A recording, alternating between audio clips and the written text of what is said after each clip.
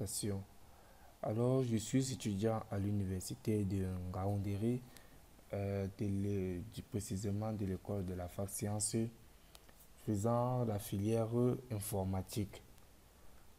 En effet, notre présentation aujourd'hui portera sur l'utilisation de la bibliothèque OpenMP, qui est une bibliothèque supportée par plusieurs langages, dont le C, C++, Fortran, et est également disponible sur les plateformes telles que Linux, Windows, OS, et est clairement dédié au parallélisme léger. Concernant le parallélisme léger, si je veux le définir brièvement, je peux dire qu'il traduit le fait que des instructions s'exécutent en parallèle tout en se partageant une même zone mémoire. Cela signifie que si plusieurs blocs d'instructions B1, B2 et B3, BN, pourquoi pas jusqu'à BN, s'exécutent en parallèle, rien n'empêche par défaut les blocs d'écrire ou lire l'état d'une variable simultanément, pouvant aboutir à une situation imprévisible et chaotique.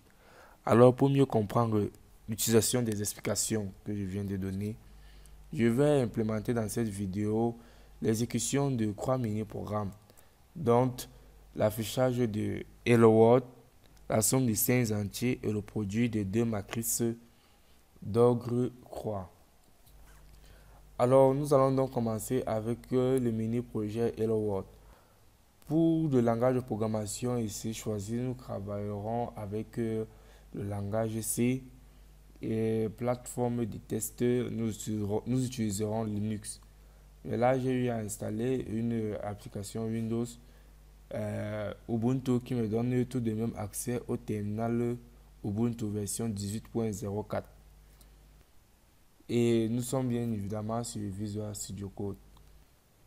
Alors, étant donné qu'on travaille avec le langage C, il faudrait que l'on puisse inclure certaines librairies pour pouvoir travailler facilement. Nous avons la librairie Studio.h qui nous donne déjà le minimum pour pouvoir travailler avec le langage C que j'ai eu à inclure à la première ligne. Nous avons également la librairie omp.h. C'est cette librairie même qui nous permet de travailler avec OpenMPI, c'est-à-dire paralléliser l'exécution de nos programmes.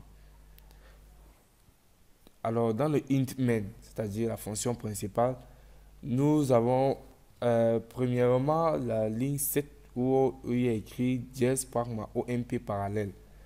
Alors, c'est à ce niveau que l'on demande, je peux dire quoi, que le module de parallélisation en fait est même implémenté, puisque dièse pragma est une fonction qui permet de rendre une tâche parallèle, de partager une tâche entre des crêtes. Alors, nous avons donc l'instruction print qui, bien évidemment, en C permet d'afficher à l'écran. Et dans cette instruction print, nous avons hello world from thread pourcentage D. Pourcentage D ici prend la valeur OMP get thread num, c'est-à-dire récupère le numéro de chaque thread. Et là, disons que le numéro nous avons deux threads qui ont nécessité l'achat de Hello World. Alors nous aurons Hello World from thread 1, Hello World from thread 2. Alors après toutes ces explications, je vais passer donc à l'implémentation de ce que je viens donc de vous expliquer. Ok, nous voici donc sur notre terminal, comme je l'ai si bien dit. Nous allons ouvrir le répertoire dans lequel se trouve notre projet en tapant la commande cdtp. Alors je suis bien dans le sous-dossier. À présent, je vais taper la commande pour pouvoir compiler le code. Nous avons là GCC qui permet de compiler notre code et est propre au langage C. Et nous avons le nom de notre fichier, bien évidemment, qui s'appelle hello, et hello.c qui sera l'exécutable qu'on devra obtenir. Alors je vais donc valider ce qui est déjà fait. À présent, ceci étant fait, l'exécutable est déjà créé. Tout ce que je peux faire, c'est juste l'exécuter. Et nous verrons bien que notre Hello World va s'afficher, voilà, comme cela s'affiche à l'écran. Et il se passe effectivement entre deux threads, dans le thread 1 et le thread 2. C'est tout ce que fait notre programme. Nous allons donc continuer avec la somme de 5 nombres entiers consécutifs, toujours avec la bibliothèque OpenMPI. Alors, concernant l'entête, la précédente entête, ce qui est ajouté ici, c'est juste une variable n qu'on a définie avec la taille 5. Dans le main, nous avons également certaines variables, notamment un tableau de taille n, c'est-à-dire 5. La variable somme qui va sauvegarder la somme des 5 entiers et i qui va aider à parcourir le tableau. Nous avons dans notre boucle i ici qui serait utilisé comme parcours de tableau. Mais d'abord, dans un premier temps, il va aider à sauvegarder les 5 entiers qui seront ancrés au clavier par l'utilisateur. Alors, à l'écran, l'utilisateur aura print ancré l'entier numéro 0, 1, 2, donc en fait i.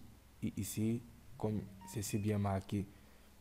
Et grâce à scanf, il va ancrer cet entier et sauvegarder l'entier ancré dans la table de i. Donc, pour les 5 entiers, cette instruction sera exécutée 5 fois. Alors, nous recouvrons encore notre fonction pragma, que j'ai si bien dit, c'est grâce à cette fonction que on parvient à partager la tâche entre plusieurs processus. Bon, que la tâche est traitée vue par plusieurs processus entre les threads. Pragma OMP parallèle. Et ici, nous fixons le nombre de threads à lesquels on partage notre tâche, notamment 5, puisque n ici vaut 5. Et private i réduction plus 2.somme va sauvegarder à chaque fois la somme. Dans la somme des deux entiers, l'entier i. Nous avons notre boucle for qui va donc parcourir tout le tableau et à chaque fois additionner les éléments de notre tableau. L'instruction somme plus égale à table i va à chaque fois prendre, d'abord on aura 0 plus table de 0. Ensuite on aura table de 1 plus table de 0, ainsi de suite. Et à ce niveau, nous affichons la somme. Non, ici, autant pour moi, nous affichons la somme totale proprement dite. Ici, il s'agit de la somme de chaque thread. Donc, ce que chaque thread aura comme résultat. Alors, nous allons donc passer à l'implémentation. Ok, comme nous revoilà sur notre terminal, nous allons donc exécuter le code de la somme des 5 entiers. On a toujours notre GCC qui nous permet de compiler. OpenMP, c'est vrai que je ne l'ai pas précisé précédemment, mais c'est lui qui nous permet de compiler les projets OpenMP. Nous avons là le nom de notre fichier somme et on va le compiler en somme.c. Je vais aller, ok, la compilation est terminée. À présent, je vais exécuter le fichier somme.c en tapant juste /somme.